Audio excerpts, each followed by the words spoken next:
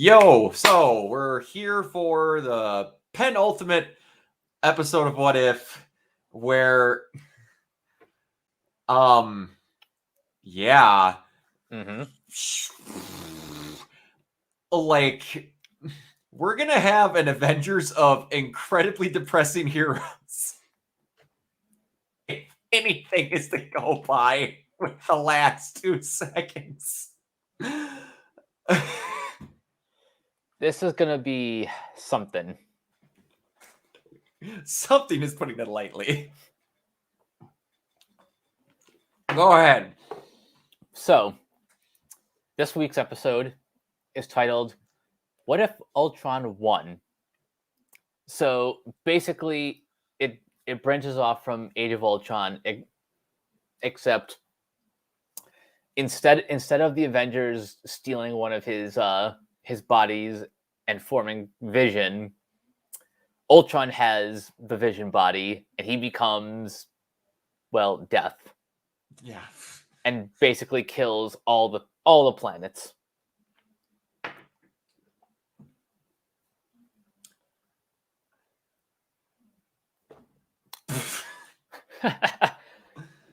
You just how do you want to make someone seem really threatening? You know, the person we set up for 10 years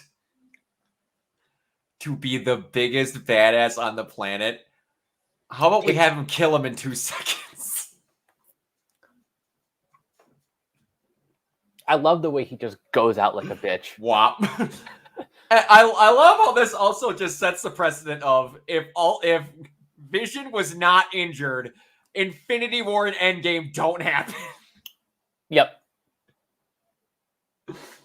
How they purposely, and I said this instantly when I was watching Infinity War with my friends, where I'm like, okay, the problem here is there's way too many powerful people on this battlefield, and something's got to happen to make sure all of them can't be ready to go, because otherwise, even half-wielded Infinity Gauntlet, Thanos is fucked. And then within the first, half an hour of fucking Infinity War, Corvus Glaive just freaking Vision. So that gets rid of him, and Scarlet Witch turns into an emotional mess. So 2 of the most powerful people in the entire universe just off the table. Plus with Hulk being like, I don't want to fight. Exactly, and then Doctor Strange going, I could have ended the. Oh my god, I've never had this rant, but my fucking god, the sheer stupidity of Marvel to in the beginning of that movie, it bugs me to this day, and they'll never address it. They have, who's the big dude? Of Thanos' children. It's Corvus Glaive, Ebony Maw, Proxima Midnight. Who's the big guy? Shoot, what's his name? Anyway, they have the fight in New York where it's either Wong or Doctor Strange. He goes to punch one of them, and they open the portal, and they slice his arm off. Was it Cull Obsidian? Cull Obsidian. And they put just, within 2 seconds, boom, bam, portal open, portal shut, boom. His whole arm, up from the elbows, gone. Hey, guys. Idea.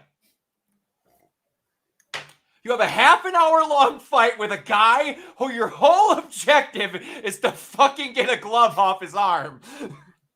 I see where you're going with this. Never once do they try that fucking trick. In that movie or in Infinity War or at Endgame, they could have twice just went boom, bam, just offed both of his arms. Just like, are you serious? I'm like, even what, like, this is a tangent. I'm like, okay, cool. They're going to do something to Doctor Strange to purposely be like, man, if Doctor Strange was up, He could have just did that to him. No, Doctor Strange does every spell in his spell book besides against him.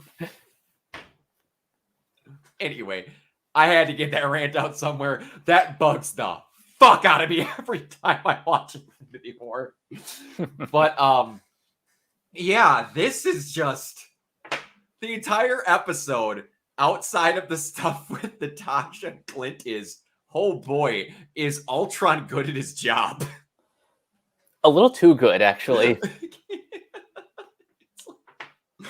I'm trying to think of what the trigger point is to where you understand the Watcher is there.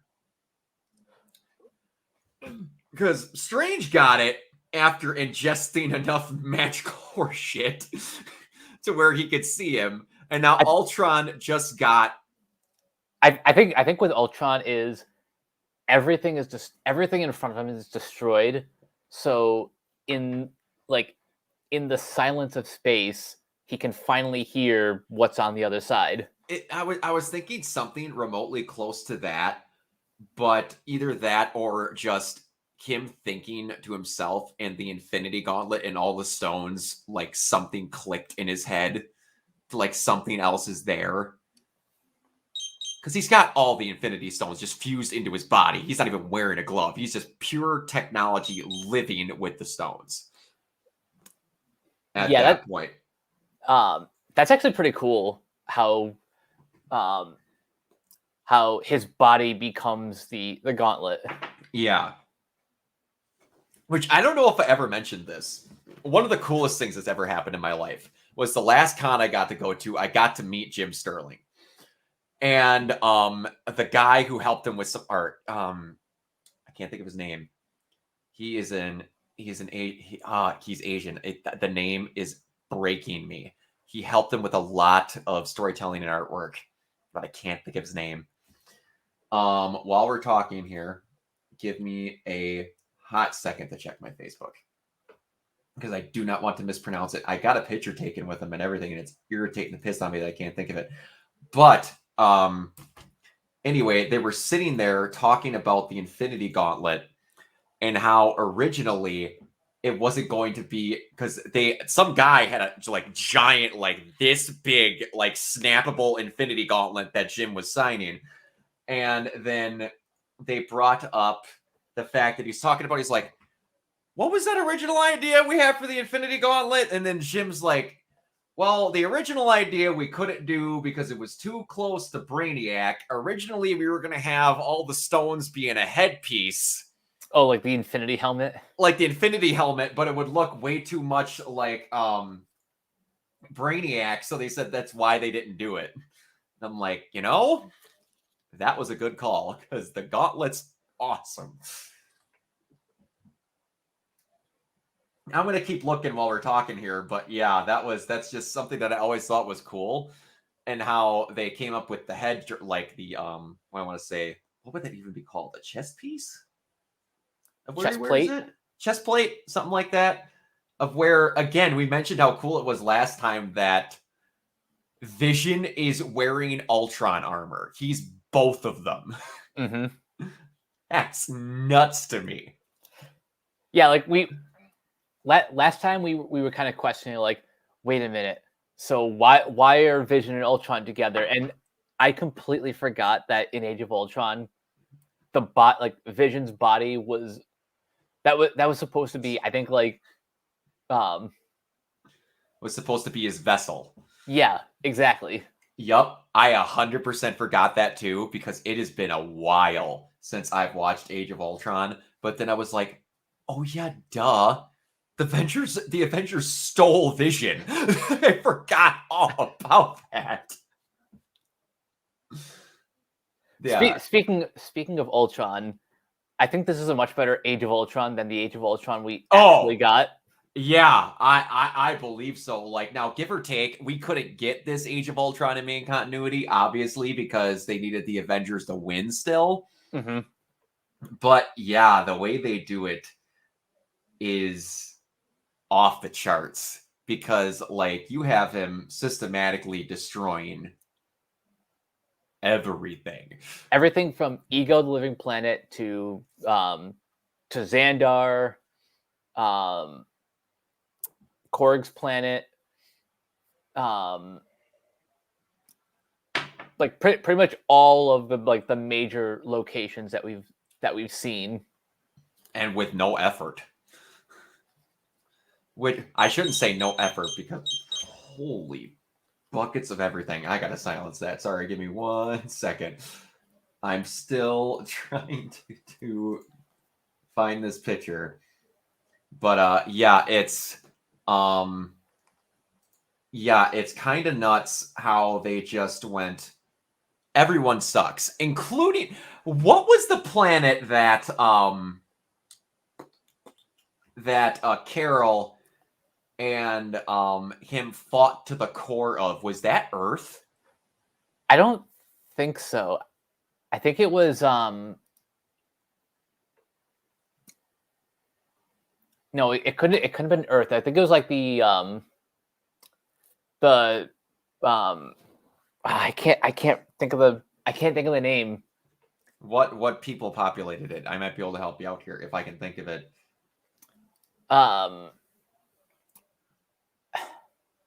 It was no, what was it? It was like it was a planet on, I think, the from the beginning of Guardians Volume 2, where you see where he finds the Power Stone initially. Not the Power Stone. Which one is that one? The purple one. Is that the Power Stone? That's the Power Stone. That's the Power Stone. Yeah, where he finds the purple Power Stone. But that's not what I'm talking about. I'm talking about Volume 2, where Peter... Sovereign's planet. Yeah, that's the one. Wait, doesn't he take that out though in like the beginning montage, or am I wrong? It's a little bit later, I think. Ron Lim. There we go. That's who it was. Finally found the picture. Got a lot of selfies on the old Facebook, but Ron Lim, there we go. He was the guy he was talking to. But yeah, it's whatever planet it was. They fought to the core, and she almost pried his head off, and it basically seemed like he was letting her to see how far she could get. I'm like, what? How powerful are you, guy? But that's twice now that we've got to see Captain Marvel just be like, oh yeah, by the way, I'm a badass. Yeah, by the way, I could fucking kill you if plot didn't say otherwise. People forget. I do not get this hate boner that people have for Brie Larson. I just don't understand it. Don't like her as an actor, don't like her whatever, but people just hate the fact that she exists, and they act like she has national marathons where she punts puppies. I just don't get it. But they forget, one of my favorite scenes in Endgame, Thanos fucking headbutts her, and she doesn't even blink. Just yo, that was awesome. I'll never understand why she can basically say oh hey, ice cream is cool, and she'll get pages and pages of hate comments. Yeah, she's like, we didn't say you were supposed to like ice cream. What's wrong with you? Why do you like ice cream from that state? I could get into a whole nother freaking rant about certain people that don't like Brie Larson, but I'm not going to do that. But yeah, they went out of their way to show everyone, you said, ISIS Thanos, gone. Freaking, Captain Marvel puts up a more fight because he doesn't, immediately try and murder her, lets her have her hits. And then, he gets all that, and he hears, it's Uatu, right? Yeah. Yeah, the Watcher, and, he stops, and he's looking at all these other planets, watching Clint and Natasha, which the fight scenes at the beginning of this one are much better than what they've been previously. The action in that was great. I think this is some of the best action and some of the best animation in pretty much the entire series. Oh yeah, absolutely. There's shots where they're like, hey, I know some stuff didn't look good before, but now we're showing it. They purposely show the animation and the stills of how that bike works for 3 to 4 seconds at a chunk when they don't need to, like the wheels spinning and stuff like that. Mhm. They were purposely just flexing, be like, "Hey, we're getting pretty good at using this animation stuff." There are even moments where, you know, whoever's working on this show clearly loves DBZ because that like Yeah. there are certain frames where I'm like, wait, am I watching like a let's play of like the Xenoverse games? Yeah. And it's they're not, and they're starting to again reference everything when they can. That was Red Guardian Shield, right? Hmm. I love how that was in this episode that aired. Keep in mind when we're recording this, a day before. Would it be 2 days? When does they come out again? Because you and me always watch them late to record these. Is it Wednesday they come out? Yeah, but Wednesday. Came out the day before they nationally announced that Disney and Scarlett Johansson had reached the end of their lawsuit. Like, you could not have better timing if you tried. But and then again, we'll get to that part a little bit later, but it's just like they're bringing up Zola and a couple other things about like, no, I've met you before. I wish they would have had more moments where he was watching more closely, because just like the stupid little stuff where he's trying so hard to not, like, it's right there. No, stop. It's right there. It's like when you're trying to help like your little brother in a video game or something, but you're trying not to be pushy. I played this before. It's right there. Please. I need to go get help. God. But I love how Point Blank, and they know that these are cartoons. I love how they write their dialogue differently in these to be a lot more hammy. Like, hey, did you know that Carol Danvers was alive in the 80s? Hey, Skynet. Everything. I've seen the Evil Robot movie before. I don't think it needs a sequel. It's just like, we I get it, love Carol. You grew up in the 90s. we get it. We get it. But I love it though. I love it. They very much understand that they're like, these are like, I want to say action hero cartoon versions of these people, and they play into that, and I very much appreciate it. Because like Natasha, Clint, everybody, this is their what I want to say, alternate version of them that you never get to see, where they get to be more of like the juiced up, like 90s animated versions of these things that we don't get to see anymore. Yeah.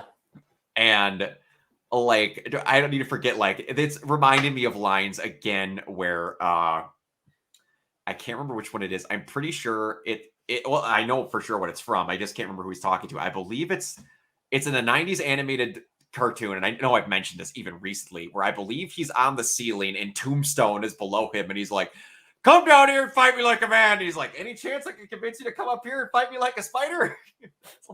It's got that type of writing in these, and I've missed that so much. Same. Yeah.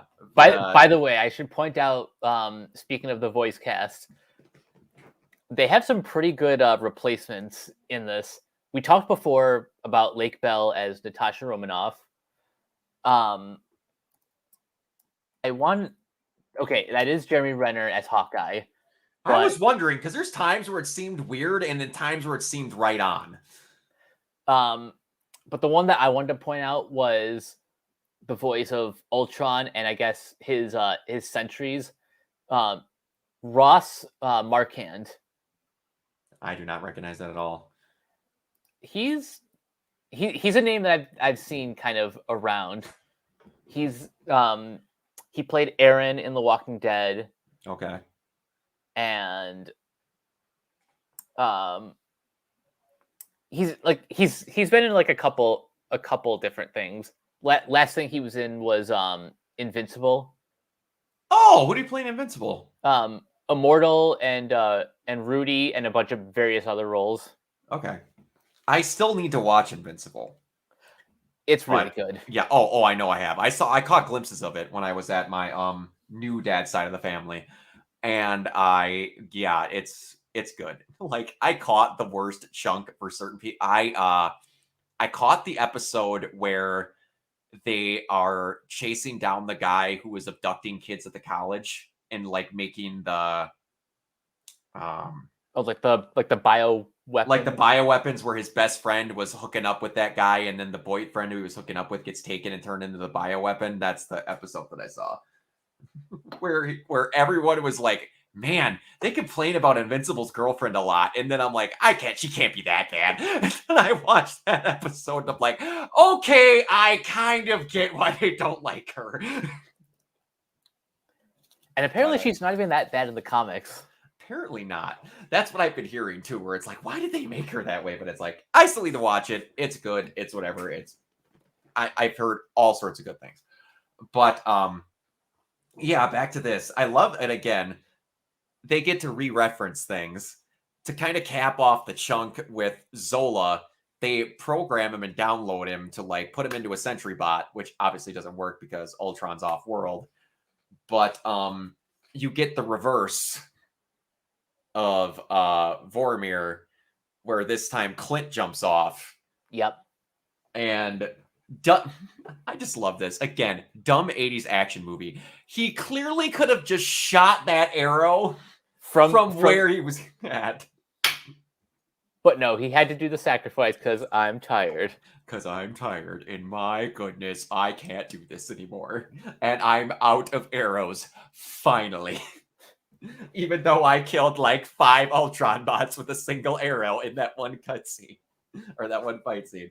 But I do the shot, which I want to talk about, is when like the ray of like sunshine is coming down and it's Clint aiming that arrow down at the freaking Ultron bots coming up. Ooh. Dude, that was beautiful. God, specific, like certain shots like that are just perfect. Oh. I was just like, man, you guys need to do an animated series of something. I mean, obviously they have this, but I mean like continuous through seasons with this style because it's awesome. And they have a wrangle on this thing now at this point. They exponentially improve each and every season. And yeah, it's weird that almost nothing happens in this episode. But everything happens. Yeah. I know I say that a lot, but this, like, the entire episode is, hey, Ultron's evil and he found the Watcher. Also, Natasha and Clint did a thing. And you know what? I'll come right out and say it. This is tied now for the best episode.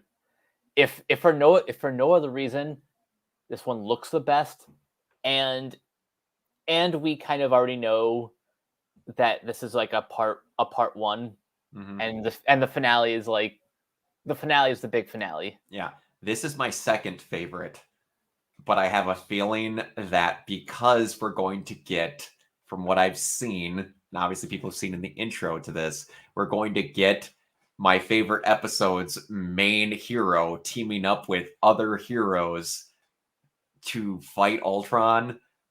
I'm probably going to make an early prediction that my new favorite is going to be the finale. The finale. I can almost guarantee it. It's not a bad prediction. Yeah, it's looking like it's. But before we get there, one thing we have to talk about is the fight between Uatu and Ultron. I only had one problem with that fight. For no conceivable reason, Ultron turns into Galactus at one point. I didn't get that part. Like, he observes the universe, bites it in half, and then becomes the size of the Watcher again. When did he become the size of Galactus randomly? I don't know. That was weird.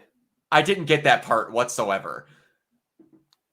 Because then he zooms into this planet universe that he half ate, and he's still as tall as a Uatu. I'm like, how the fuck were you big as Galactus 2 seconds ago? It's a cool visual. I'll give them that. It made no fucking sense, but it looked cool. I just love like the whole idea of them just like crashing into other universes. Oh yeah. And then punching him through realities one hit at a time, changing it every time he punches him. I'm like, this is making almost no sense, but I'm okay with it because it's like, what are the rules of the Watcher? If he gets punched in the face, reality changes around him. He's like a global reset button, just boom, boom, boom, boom.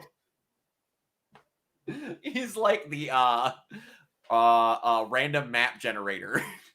Yes. Just keep hit the reset button.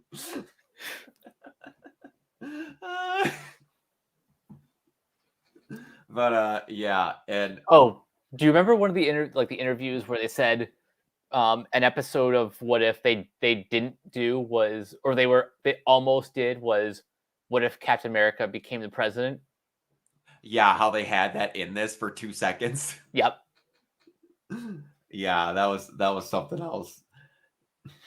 And I'm also noticing now how all of these episodes I look like a cokehead because like I was convinced that I heard about this damn Chris Evans Spider-Man Sorcerer Supreme thing, and it's not happening. I'm pretty sure that was just a troll now. because we have already seen Parker in the cloak in the zombie episode. Hold on. Why Chris Evans didn't vote? Nope, that's not what I wanted. Keep talking. What was I gonna say? Yeah, like I think every time you and I have been wrong about something, I mean, I've probably been right like maybe twice about what the next episode is going to be, and yet watching the episodes, they're like, how, like, who could have guessed that this happens? Yeah, and now I found one article from Giant Freaking Robot, which has been sometimes okay, sometimes whatever, where he was going to voice Spider-Man, and I'm just like, fuck. That was just some random article that I read, and then it was from a trusted source, and I believed it. And now I look like a moron. But yeah, it's just, hey, maybe next season, no, it won't. But yeah, it's we, like you said, that whole Thor one, I was just like, what? Where did that come from? It was just a random one. They never pre-advertised. They never showed a damn thing for in the whole like spinner, like what do I want to say, concept art thing. And I'm just like, I'm wondering what the whole Steve Rogers as president thing would have been. They probably like didn't really give it all that much thought beyond like, I'm Steve Rogers, I'm swearing into office. Like sometimes you come up with like a really cool idea, but then you don't really follow through. Yeah, that's probably what happened with this one. I'm wondering how many of those are random one-off jokes in these episodes. Like, we didn't have an idea. Throw it in there for 2 seconds as something else that just goes nowhere. Oh, like what if Howard the Duck got the super serum? Yeah, something like that. It's just yeah, like what something, but I don't know what the setup for this is going to be. Are we going to see half of this episode being freaking Uatu with the multiverse initiative? And what would be cool though is like we see the Gamora of a random, like, is he gonna go, here is the most horrid version of how that thing could have happened. Here's a different one where Gamora stopped it or was like the better version of Thanos that could take down Ultron. Because it's like, I assume it's going to, because I've seen some pictures posted online where it's like Peggy talking to like Captain Britain again. Why did they not call her Captain Britain? Missed opportunity right there. Missed opportunity. Captain Britain talking to someone else, and then it's like, is it going to be like Captain Britain, Thanos, Gamora? I don't know what they're going to call her. Evil Doctor Strange. T'Challa, Star-Lord. Maybe a rando that they just come up with. And then Party Thor. I don't know. It'll be interesting to see how they end this. Now, one thing I've been kind of vocal about on Twitter is that as cool as all this is, this really isn't this. Like the later episodes have kind of deviated from the traditional what if formula. Mm-hmm. And I'll be honest, this isn't something that I wanted necessarily from a what if series. However, now that we're getting it and we're actually kind of seeing how they're telling the story, I am excited. It's just not what I originally wanted. You wanted more of a straight up X-Files. He's just watching stuff, and then it's more of a see you again next time type of thing. Yeah, pretty much. Yeah, I get that, and I almost wonder if that was the original idea, and then randomly one of them went, I have an idea. What if we just did the Avengers again? What if that was Feige's idea? Maybe. I don't know. And again, we're never going to know what the original plans were. But like those are the two options that I see. That was the plan from the start, or they got towards the end and they're all like, hey, we've got a pretty cool different version of the Avengers. And then they're like, what if we made a what if where they all got together? And it's like, or what if we just tied them all together at the end where the Watcher was just kind of watching and something happens. I mean, it's not a bad idea. No, to do like sort of an alt like a remix of the first three phases. Yeah, and I kind of get what you're getting at with the whole wanting this to be a different thing, because I hope this doesn't mean that they're not going to do what if again for a long time. Like they didn't just make this was the what if season and you got this out of it. But I hope what this does mean is we get more than just like one animated show every X many years. Mm-hmm. Like I kind of hope the next one is okay, maybe not ready this year, but like next year they got something ready to go. I almost wonder if like they're just finalizing what they think it's going to be. And then before they because I would imagine now that they know that there could be a well-oiled machine with this animation, they want to be careful about what they make first. Yeah, like they really got to focus on like the narrative first. Yeah, because they're either going to think we want to make a short series of something animated where it could explore something, or we want to think of possibly having them make an ongoing series. Because to me, one takes a lot more commitment, and then one you could just get done and then drop like all in a chunk of time. And at this point, they could do whatever the hell they want, because again, they make $1 billion a month. But, yeah. I don't know. But they have this great animation studio that's got a really unique, that I still don't quite know how to describe the shading pattern for. Studio. I've been hearing like it described as like 2.5D animation, where it's like it's not quite 3D because it's all cell shaded, but it's also not 2D either. That is true. That's a good way to think about it. But yeah, it's something unique that shouldn't be stuck just with what if. And like, if they want to do a different animation style, I'm not going to be upset. I just really like this animation style now. I was really iffy on it in that first episode, but now I've really grown to like it, especially now again that they've figured it out. Like the cutscenes and how they animate everything, there's no foibles anymore. Everything looks great. See, this is why I said the Captain Carter episode was just proof of concept that the style can work. Yep. But each episode they add little like stylistic flares, and that honestly helps.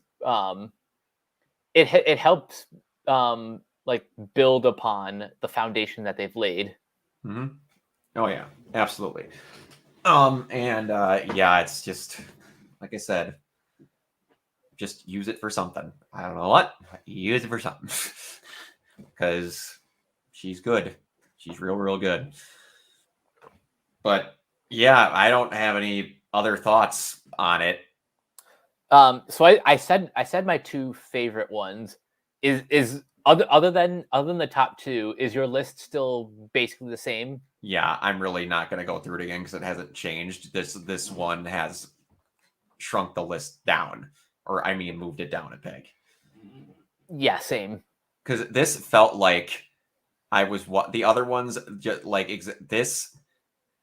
What I want to say, this felt like obviously for multiple reasons. This felt like a Phase 2 movie versus I was watching Phase 2 chunk of Marvel animation versus Phase 1. They jumped a phase in a phase, and just the quality of how they have stuff tied together. It's kind of impressive how they did that in just like a few episodes. Yeah, it's nuts.